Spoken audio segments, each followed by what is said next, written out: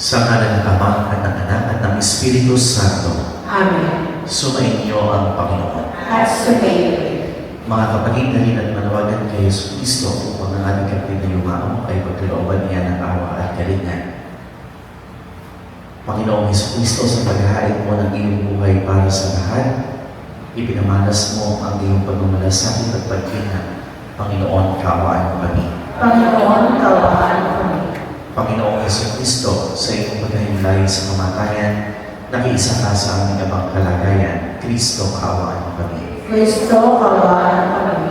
Panginoong Yesu Cristo, sa iyong muling pagkabuhay, pinatag mo ang aming pananampalataya sa wanawa ng Panginoong Yesu Cristo, ang ating kapatid na yumao, patawarin ang kanyang mga kasalanan, pagbabayan siya sa buhay na walang hanggan. Amen.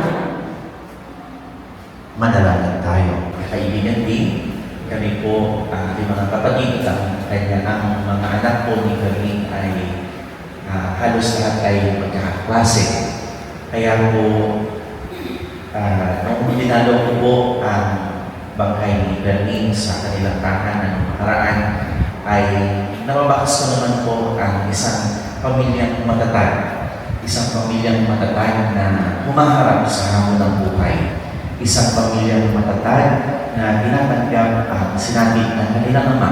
Isang pamilyang matatag upang magpatuloy muli sa buhay. Ang ama ng tahanan palagi ang ating pinapupunan ng katatagan, ng pag-asa, at ng pagmamahal. Ang ama ng tahanan ang ating naging halimbawa upang tayo ay maging mas masigasig sa buhay. Ang ama ng tahanan ang pinagkukunan natin ng lakas upang tayo ay makatuloy sa buhay na ito. Naniniwala ako na ang katatagan ito ay inialay at ibinahagi sa inyo ni Carlene. Naniniwala ako na ang katatagan na inyong nadarama ngayong araw na ito ay nagmumula sa mga halimbawa ni Carlene. Ang inyong ama na matatag, ang inyong ama na malakas, at ang inyong ama na mapagmahal. Sa ganitong paraan, napapanatili nating buhay ang kanyang alaala. Kaya nga tayo ay narito ngayong araw na ito upang ipagdiwang ang kanyang buhay. Alalahanin ang lahat ng magagandang alaala na iniwan niya sa inyo. Alalahanin ang lahat ng napakagandang pagkakataon na kasama ninyo siya. Simula pagkabata hanggang ngayon na kayo ay may kanya-kanya na rin buhay. Good afternoon po everyone. Salamat po sa mga nagbigay ng time na nanarito po ngayon. And sa message po sa tatay is, sa lahat na sa akin po yung pangalan na Alberta. Growing up without a father has been really tough for us. Sabi ko ka. I remember when I was in college, there was a times na tinulungan ako ng tatay sa paggawa ng budget ko.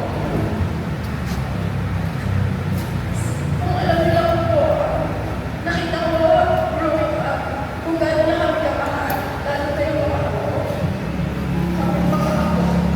And all the 12 grandchildren,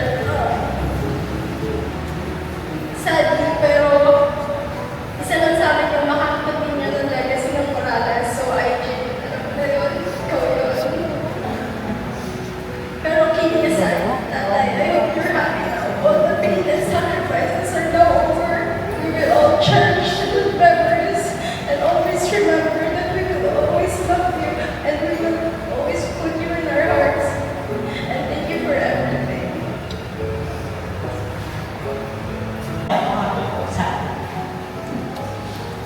Hindi po ako tunay ng pamilya. Ako lang po ay magulang. Hindi po ako nag-stay ng matagal dito sa school. Pero bilang isang magulang, though hindi kami masyadong nakuha ng bagay. Alam niyo, kita ko kung gaano kami pinapahalagaan bilang part ng pamilya. Every time po na darating ako dito sa sulok, ang sakit sa akin. Mali, may kami dyan gusto mo ay ipagsisigaw ka. Yun, wait. Sabi ko, hindi ko ako tataya ka tapos na. Sabi niya, malalayo mo, gano'n, may nagituan siya. Dito tayo, okay na po. Baka hindi pa kayo nakain. Nasa mga bata. Ba't hindi kasama sa ganito? Ba't hindi kasama sa ganito? So, sa mga simple, gano'n lang po sa tatay ay ramdam na ramdam po namin. Pinapahal na rin po kami. Gawin nga po kami ganun dami nag-uusap. At ang isa po, ma-share ko sa inyo, hindi man po nakikita ng iba. Nung nanganak po ako dito sa pangalan ko, dito po kami nag-i-stay.